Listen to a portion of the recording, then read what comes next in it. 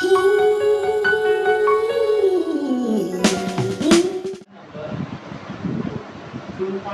का हम जो क्वेश्चन नंबर अटेम्प्ट करेंगे, क्वेश्चन नंबर है 4। ठीक है, क्वेश्चन नंबर 4 में कह रहा है फाइंड पी। क्या फाइंड करना है? पी। पी फाइंड करना है जी, पी को फाइंड आउट करें। अब पढ़ो वो क्या कह रहा है। उसने एक क्वाड्रेटिक इक्वेशन दी है। वो क्वाड्रेटिक इक्वेशन क्या दी है? उसने कहा x² minus x plus p² is equal to 0। अच्छा, अब देखो वो क्या कह रहा है। तो क्वेश्चन नंबर 4 में कह रहा है p की वैल्यू फाइंड करो। ये क्वाड्रेटिक इक्वेशन है। वो कह रहा है इनके जो रूट्स हैं, the roots of the this one quadratic equation is differ by unity. Unity क्या होता है? सबसे पहले तो 1 होता है, यूनिटी 1 को बोलते हैं। वो कहता है कि इस क्वाड्रेटिक इक्वेशन के जो रूट्स आएंगे वो डिफर बाय यूनिटी है। डिफर बाय यूनिटी का क्या मतलब है? अगर एक रूट 2 आया तो एक क्या आएगा? 1 आएगा। अगर एक 3 आया तो एक 2 आएगा, और एक अगर 4 आया तो एक 3 आएगा। मतलब हाँ, एक रूट दूसरे से एक कम हो। ठीक है, लगी समझ? अगर एक 5 आया तो एक क्या आएगा? 4 आएगा। देखो मैं कहता हूं लेट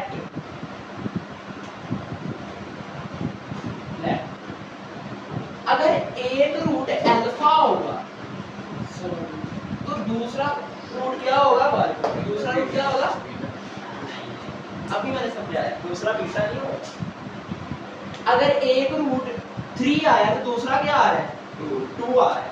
मतलब कि 3 माइनस 1 आ रहा है दूसरा रूट। अगर एक 3 आ रहा है तो दूसरा 3 माइनस 1 आ रहा है, 2 आ रहा है। अगर एक 4 आ रहा है तो दूसरा क्या आ रहा है?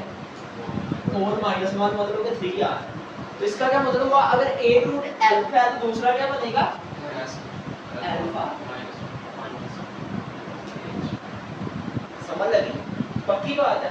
वो कह रहा है कि इस क्वाड्रेटिक इक्वेशन में से p को फाइंड आउट करो जबकि उनके रूट्स डिफर बाय यूनिटी है। डिफर बाय यूनिटी का मतलब है एक रूट अल्फा तो दूसरा अल्फा माइनस 1। ठीक है, अच्छा अब हम sum of roots first of all find करेंगे। आप लोगों को पता है तो सम ऑफ रूट्स क्या होते हैं? अल्फा प्लस अल्फा माइनस 1 दोनों को प्लस करते हैं ना तो सम बनता है is equals to minus b over a. ठीक हो गया। ए बी सी की वैल्यू निकालो। यहाँ से ए की वैल्यू आती है 1, बी की वैल्यू क्या आती है?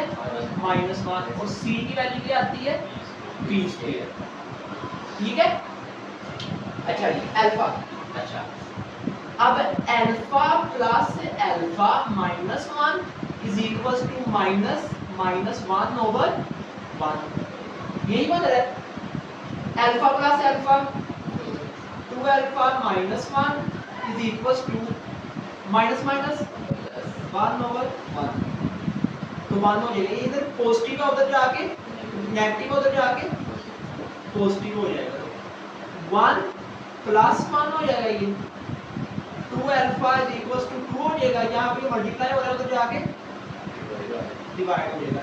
2 डिवाइडेड बाय ये इससे 2 1 2 2 1 alpha is equals to alpha की वैल्यू क्या आ गई? 1। प्रोडक्ट ऑफ रूट्स निकालो। अभी तक आप लोग कह रहे होंगे सम ऑफ रूट्स निकालना।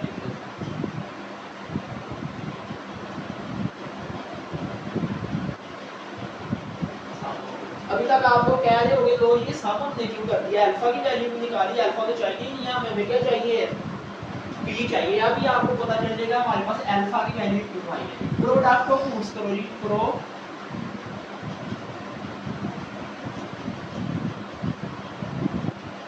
प्रोडक्ट ऑफ रूट्स मतलब कि दोनों रूट्स आपस में मल्टीप्लाई होते हैं प्रोडक्ट में। Alpha into alpha minus 1 is equals to c over a. Product of root c over a होते हैं ना। अल्फा को अल्फा से मल्टीप्लाई करो क्या आता है? Alpha square minus 1 is equals to c की वैल्यू क्या है जी? Minus alpha p square, sorry minus alpha है। ठीक है, पी स्क्वायर ओवर 1 इनकी वैल्यूज पुट कर। ठीक है, अच्छा अब देखो alpha square minus alpha is equals to T square over में आता है। क्या होगा, p की वैल्यू तो आई, अगर हमारे पास अल्फा की वैल्यू हो तो p की वैल्यू आ जाए। ये देखो अल्फा की वैल्यू, अब पता चला कि अल्फा की वैल्यू किस काम आई है हमारे, हाँ ये हम यहाँ पे पुट करेंगे तो हमारे पास किसकी वैल्यू आ जाएगी, p की। तो by putting alpha is equal to 1, हम अल्फा की जगह क्या पुट करेंगे 1, तो 1 का square minus 1 is equal to p square. 1 का स्क्वायर क्या होता है जी 1, minus 1 is equal to p square, 1 minus 1 0 is equal to p square. p का स्क्वायर खत्म करने के लिए taking square root on both sides, दोनों तरफ क्या लेने से स्क्वायर रूट लेने से। तो square root 0 is equal to p का स्क्वायर, ये से कैंसिल, 0 का square root 0, p equal to ये p का आंसर आ गया। ठीक है, p की वैल्यू का मुश्किल तो नहीं था। देखो इसमें से एक चीज माइंड में रखनी, सम ऑफ रूट से हमारे पास अल्फा की वैल्यू आती है, प्रोडक्ट करने से क्योंकि c में p स्क्वायर पड़ा तो p की एक इक्वेशन बन जाती है, लेकिन उसमें उसके लिए हमारे पास अल्फा की वैल्यू होनी चाहिए, जो हम सम ऑफ रूट जा रहे हैं निकाल चुके होते हैं, वैल्यू पुट करते हैं आंसर बन जाता है। बिल्कुल भी डिफिकल्ट नहीं, p का आंसर आ गया। इसका जो दूसरा पार्ट है वो भी सेम एज इट इज ऐसे ही है। दूसरा पार्ट है, ये पहला पार्ट किया मैंने, इसका जो दूसरा पार्ट है उसके मैं आपको रूट्स बता देता हूं, सोल्व आप लोग कर दोगे। अच्छा जी पढ़ो जरा क्वेश्चन दूसरे पार्ट में।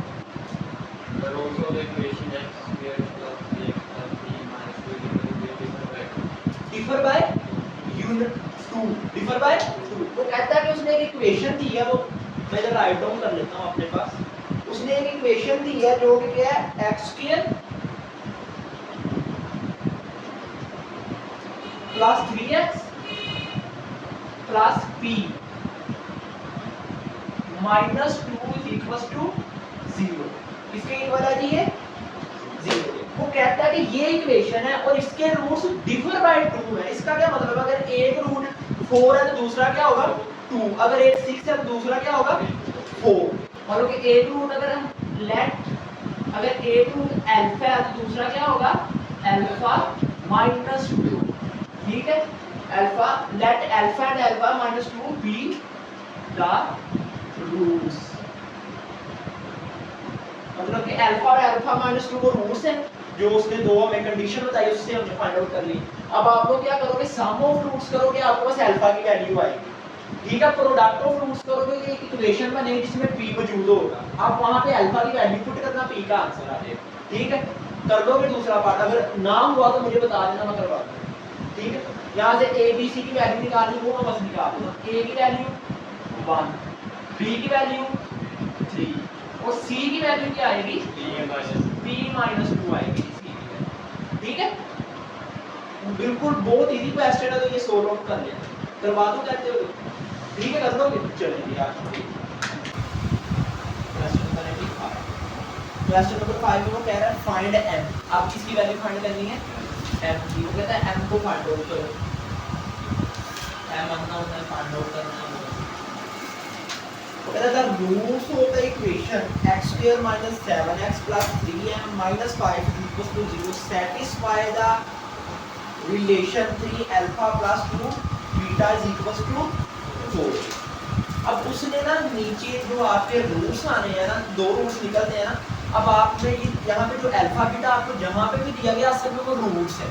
इस इक्वेशन पे जो रूट्स आएंगे ना दो, वो कह रहा है कि एक उसने रिलेशन दिया है रूट्स का, वो रिलेशन ये है कि 3α + 2β = 4। ये रिलेशन है और इक्वेशन है जी, फर्स्ट पार्ट कर रहा हूँ उसका, और इक्वेशन है x² - 7x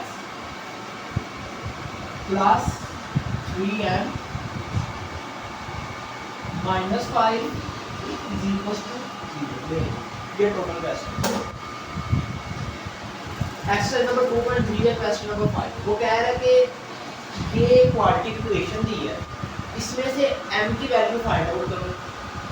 ये पहले भी हम करते थे, ऊपर वाले क्वेश्चंस में भी किया है।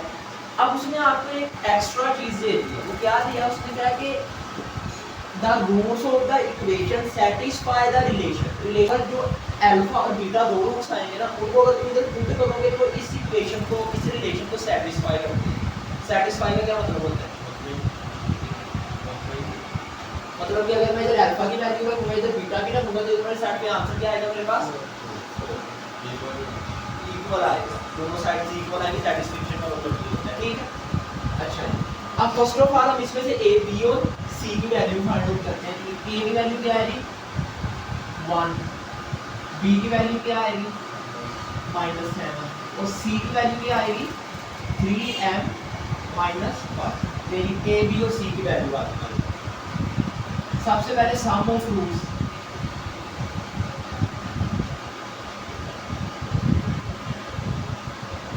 सम of roots alpha plus beta is equals to -b over a। ठीक है, इसको मैं सॉल्व आउट करूंगा तो alpha plus beta is equals to -7 over 1। ठीक है, तो क्या बनेगा? Alpha plus beta is equals to 7 ही बनेगा ना, माइनस माइनस प्लस ओवर का प्रोडक्ट ऑफ रूट्स निकालता हूं अभी।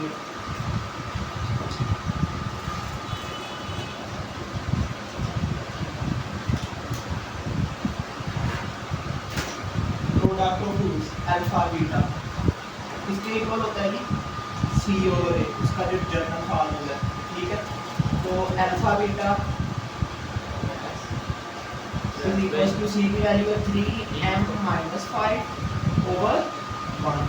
तो अल्फा बीटा क्या आएगा? 3m 5। ले सम ऑफ रूट्स आ गया, प्रोडक्ट ऑफ रूट्स आ गया। अब आप एक चीज सोचो, आपको ये एक्स्ट्रा रिलेशन वाला क्यों दिया गया? क्या लगता है आप लोगों को? इससे ऊपर वाला क्वेश्चन दिया था, उसमें भी तो हम ऐसे ही वैल्यू फाइंड करते थे, लेकिन उसमें होता क्या था?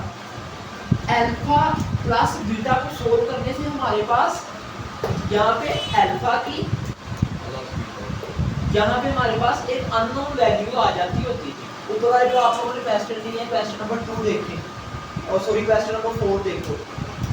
ऊपर क्वेश्चन नंबर 4 के पार्ट्स में होता क्या था? जब हम अल्फा प्लस बीटा करते थे तो हमारे पास अल्फा का वैल्यू आ जाती थी, अल्फा का आंसर आ जाता था। ऐसे ही होता था। फिर हम उस अल्फा की वैल्यू को नीचे यूज करते तो हमारे पास m की वैल्यू आ जाती। लेकिन अब मसला क्या है? m की वैल्यू आप कब निकाल सकते हो? जब आप लोगों के पास कौन कौन सी वैल्यू होगी? अल्फा और बीटा। तो अल्फा और बीटा की वैल्यू भी है हमारे पास। अब वो वैल्यू निकालने के लिए ये रिलेशन दिया, क्योंकि जो अल्फा बीटा जो रूट्स है इक्वेशन को, इस रिलेशन को सेटिस्फाई करते हैं कि नहीं करते? करते हैं। तो हम इसको यूज करके अब वैल्यूज निकालें। देखो, अगर मैं सम ऑफ रूट्स में से थोड़ी सी और इसको मजीद डिड्यूस करूं, डिड्यूस का मतलब मजीद मॉडिफाई करूं, तो यहाँ से मेरे पास अल्फा की वैल्यू आ सकती है, इधर पॉजिटिव है बीटा उधर जाकर, तो alpha is equal to 7 minus beta बन जाएगी। ठीक है, इसको मैं इक्वेशन 1 का नाम दे दूं। ठीक है, इसको मैंने थोड़ा सा मजीद सोल्व किया, मॉडिफाई किया, तो अल्फा की वैल्यू आ गई। लेकिन ये अल्फा की एग्जैक्ट वैल्यू नहीं है, ये एक अल्फा की टेम्परेरी वैल्यू है जिसको हम यूज करेंगे इस रिलेशन में, ताकि बीटा की एग्जैक्ट वैल्यू आ जाएगी, फिर अल्फा की निकाल देंगे। ठीक है, अच्छा जी, अब ये रिलेशन में मैं इसको यूज करने लगा। अच्छा, इसको भी आप नाम दे लो, ए का नाम दे दो। तो हमारे पास रिलेशन गिवन था, इसको भी मैं कोई नाम दे देता हूँ। लेट्स सपोज इसको मैं नाम देता हूँ कैपिटल ए का नाम दे देता हूँ। आप कुछ भी दे देना, जो इसको इक्वेशन 2 कह रहे हैं, 3 है। अच्छा जी, फ्रॉम ए, इसका मतलब है कि ए वाले को अब मैं यूज कर रहा हूँ।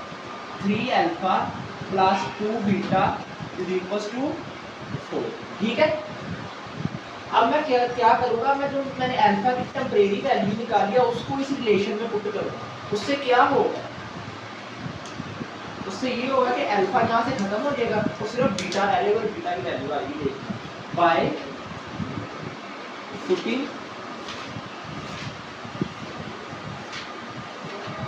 Alpha is equals to -7 beta, इसको यहाँ पे पुट करूंगा तो क्या बनेगा 3 7 minus beta plus 2 beta is equals to 4, यही बनेगा। देखो 3 को अंदर मल्टीप्लाई कराओ, 21 minus 3 beta plus 2 beta is equals to 4, ये इधर पॉजिटिव का उधर जाकर और इनको सोल्व करेंगे तो minus beta is equals to 4 minus 21 बनेगा।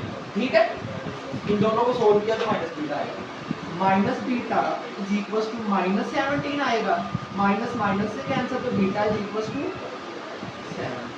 तो ये बीटा की एग्जैक्ट वैल्यू आ गई। अभी आप इस एग्जैक्ट वैल्यू को किसी एक में पुट कर दो, इसमें पुट करते हैं जी हम, इस वाले में पुट कर देते हैं बाय पुटिंग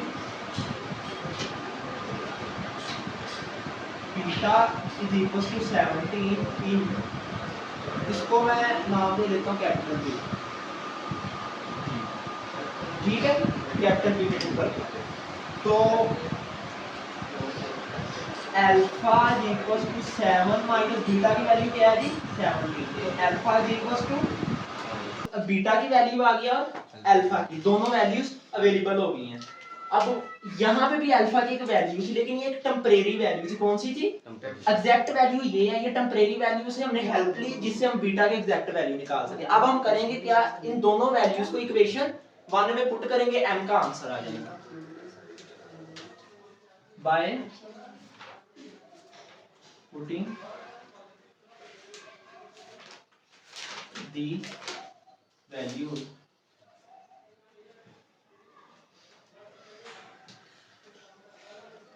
इन इक्वेशन, ये इक्वेशन 1 में हम वैल्यूज को पुट करेंगे।